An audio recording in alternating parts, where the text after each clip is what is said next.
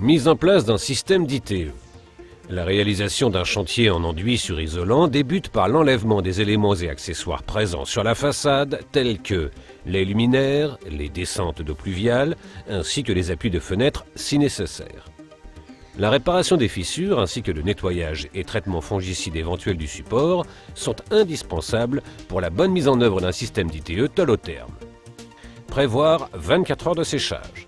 La pose débute avec un profilé de départ adapté à l'épaisseur de l'isolant. Positionnez celui-ci à 15 cm du sol en prenant soin d'être à niveau. La première cheville doit être positionnée à 5 cm du bord. Fixez le rail de départ à l'aide d'une cheville adaptée au support. Prendre soin de les espacer de 30 cm maximum. Renouveler l'opération.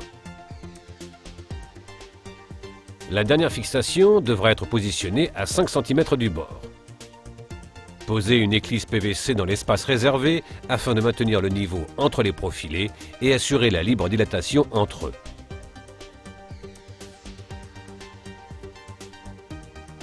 Le mode de fixation obligatoire des isolants PSE sur support neuf est le collé. 3 méthodes de collage réglementaires. Le collage par plot à l'aide d'un stuccateur. Le collage en plein à l'aide d'une taloche crantée. Le collage en boudin à l'aide d'une machine à projeter équipée d'une lance à produit pâteux. La mise en œuvre des isolants doit impérativement être réalisée en coupe de pierre sur la façade avec un harpage pour les angles. Ceci contribue fortement à la résistance mécanique du système. Prévoir 24 heures de séchage. Une fois la façade recouverte de l'isolant, il est important de combler les joints ouverts entre panneaux, ceci pour éviter les ponts thermiques et les risques de fissuration dans le temps. Pour les joints occasionnels de faible largeur, un traitement à l'aide de mousse expansive pistolable est préconisé. Laissez sécher. Araser.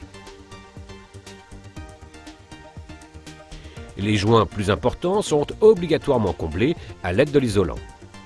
L'utilisation d'un fil chaud permettant une coupe rapide et propre est fortement conseillée. Une fois les joints comblés et totalement secs, poncez la surface de l'isolant afin de rattraper les défauts de planéité. Les points singuliers sont nombreux et doivent tous être traités. La jonction entre les profilés de départ devra être recouverte d'un renfort ponctuel avec un élément d'armature standard posé dans une passe de sous-enduit. Un soin particulier devra être apporté pour les entourages d'ouvertures qui sont sujets à fissuration. Les angles des ouvertures sont ainsi renforcés grâce à des mouchoirs préformés et prédécoupés. Les angles de bâtiments sensibles au choc seront également traités avec des profilés entoilés. Pour rigidifier et assurer la résistance mécanique nécessaire au système tolotherme, un sous-enduit armé est appliqué. Sa mise en œuvre est composée de l'enduit sélectionné ainsi que de son armature. Appliquez une première passe d'enduit à la taloche inox ou crantée sur une largeur d'environ 1,20 m sur une partie de la façade. On veillera à déposer environ les 2/3 de la consommation totale. Déroulez l'armature tolotherme sur cette première couche fraîche d'enduit. Marouflez l'armature à la taloche inox du milieu vers les bords. Continuez l'application de l'enduit et positionnez le deuxième lait en recouvrant le premier de 10 cm.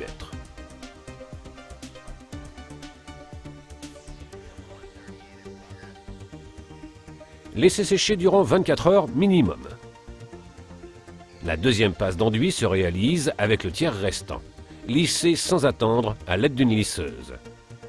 L'armature ne doit plus être visible. La pose du sous-enduit peut être mécanisée. En fonction du sous-enduit de votre finition, une impression du fond pourra être nécessaire.